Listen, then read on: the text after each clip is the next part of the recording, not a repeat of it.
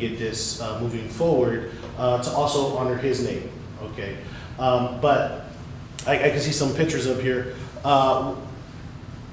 What this is going to be when this is done and at its full potential is going to be very beautiful for the city of Kirby. Okay, there is not a structure or anything to this nature anywhere in the San Antonio area, anywhere in the surrounding areas of San Antonio.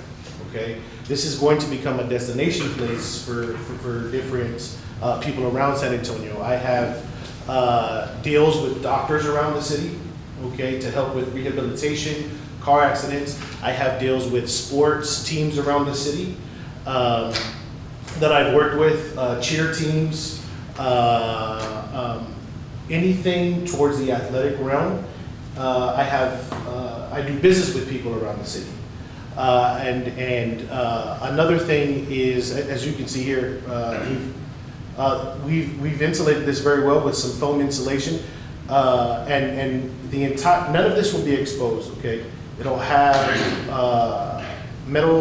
sheet metal covering every single thing there. Okay, and some of these are both sides are identical. Okay, you have a sliding bay door, a garage door, and then you have an exit there as well, and the other side is identical. Okay, they're exactly the same on both sides, except they're going to be used for two different purposes. Both sides.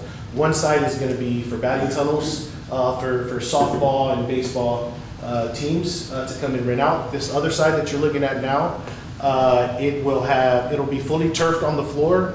Along the back wall, we'll have weight racks, but there will be an open training area to do speed, agility, and jump training.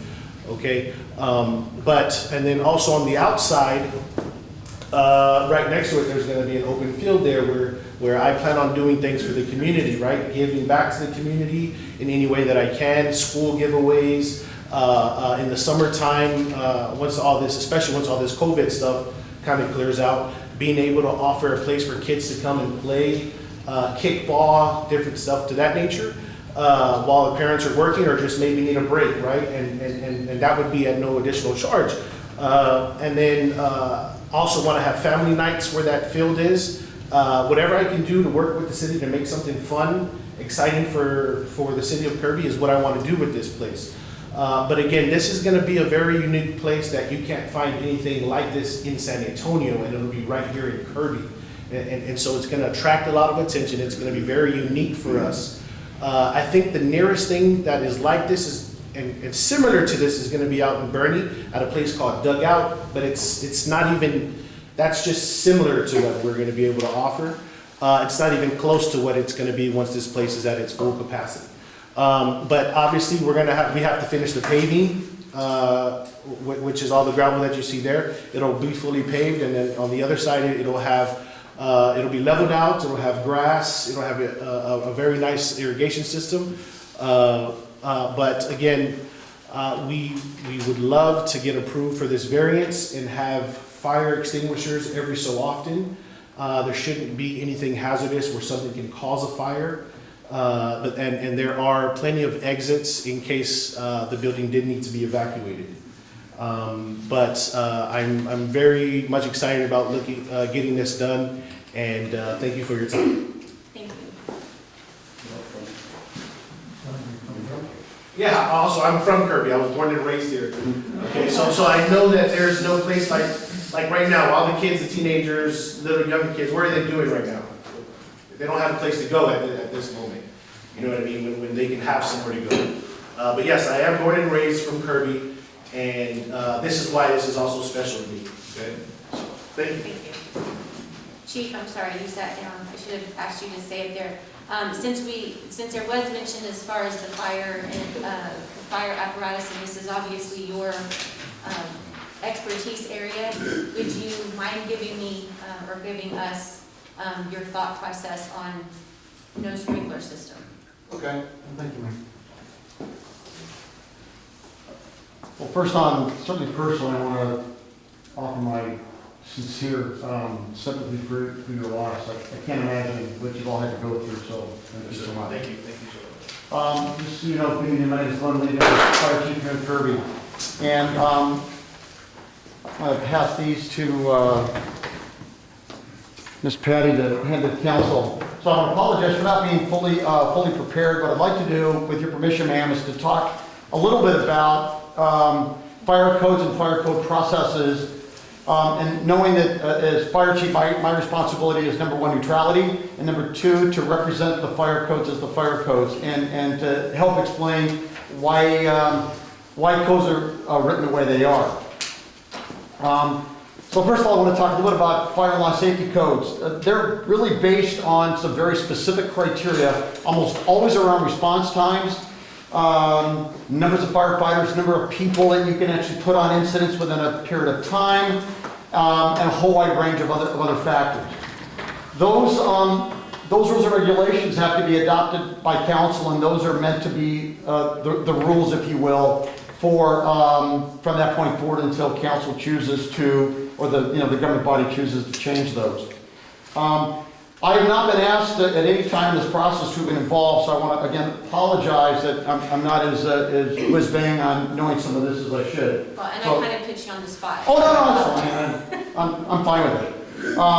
But yesterday, to give you a little history, I was approached yesterday by a member of the community that was actually seeking my support and get some information regarding something like this, and I think it's spectacular. I think anything to do for the community, I am full in. But because I assume that I may not be asked to speak tonight after meeting with a member of the community, I thought I would do a little research, take a look at the building, and put these pictures both yesterday and again today, just to try to make sure that I can speak intelligently about any recommendation should council seek that on whether this is a good idea or not.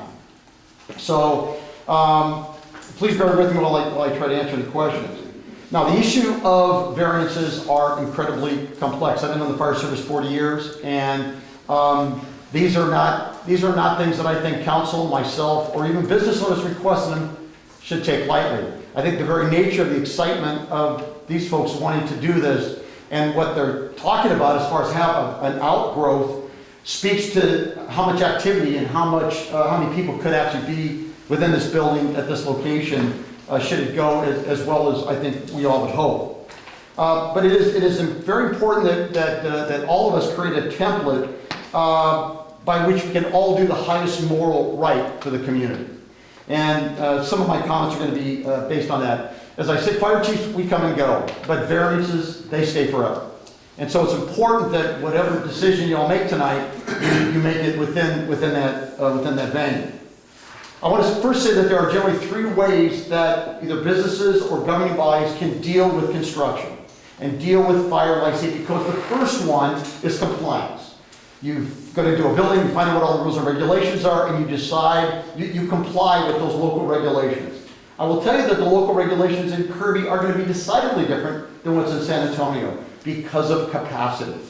So for us, a 9,000 square feet, even though there's not a lot of fire load in that building for this use right now, it is zoned light industrial, and that can certainly change. So it's based on not just one occupancy type, one permit type, it's based on today. And so that variance will carry through. So there's compliance where you just build it to code. The other what's called an equivalency. Very often, we'll review plans that will say you need to have X, and it's based on what the fire code says or the life safety code says. And because it's either not practical, there's a better way to do it. If you can meet the same intent of the fire code by doing something different, we can allow that. But what you're doing is, I joke, it's a little like having 4 quarters versus $1. The exact outcome is exactly the same. The safety is the same. It's a different method of getting there. Life safety and fire codes are based on population. They're based on building construction and type. Some of this they've talked about. The location, ability to evacuate, staffing, firefighting capabilities, rescue abilities, and then certainly the location and who's going to be attending the community. We as a community establish codes for very, very specific reasons. And it really has to do with Kirby Fire Department. We have right now on our fire station, we have 2 people on an engine and 2 people on an ambulance. And we are crazy busy.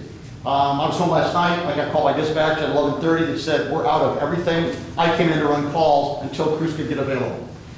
that is all somewhat factored in these decisions for variances, because when these buildings, should they catch fire or have something happen, what happens is then we're getting resources from further and further afield because either we don't have enough or we're not available. And so those requirements are really kind of based and factor that in.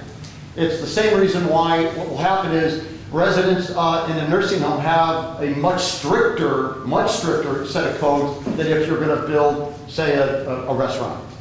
Because of the ambulatorness of the people that are there, their ability to self-rescue, and so on and so forth. So what I want to do is there's a difference between, I think, personal choice of a private residence to comply with fire code.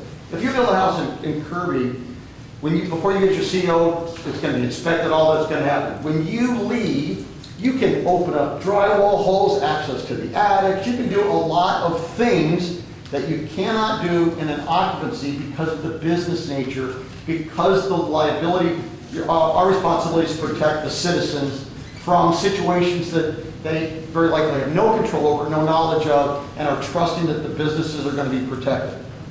The other thing is insurance plays a really huge part in all of this.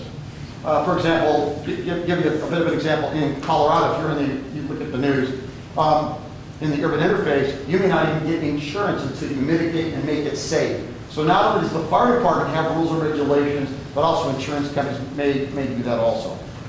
So I said the very nature of this growth takes into consideration. So that's kind of a little bit of history of that. Now, because I'm old and been doing this a long time, I have learned over the years to have a set of circumstances, I call them postulates, that I live by to ensure that I can look at myself in the mirror every morning when I come to work and every night when I go home. And I've actually presented that to council, but those general, for a variance to be approved, for me to support a variance, I want to talk about these 6 things that really can't be in place. So the real question about this facility is, are there special conditions or circumstances that exist which are very, very, very specific to this land, to this structure, the building, that do not apply to anything else, literally within the same jurisdiction? In other words, is this so unique that granting the variance, there's nothing else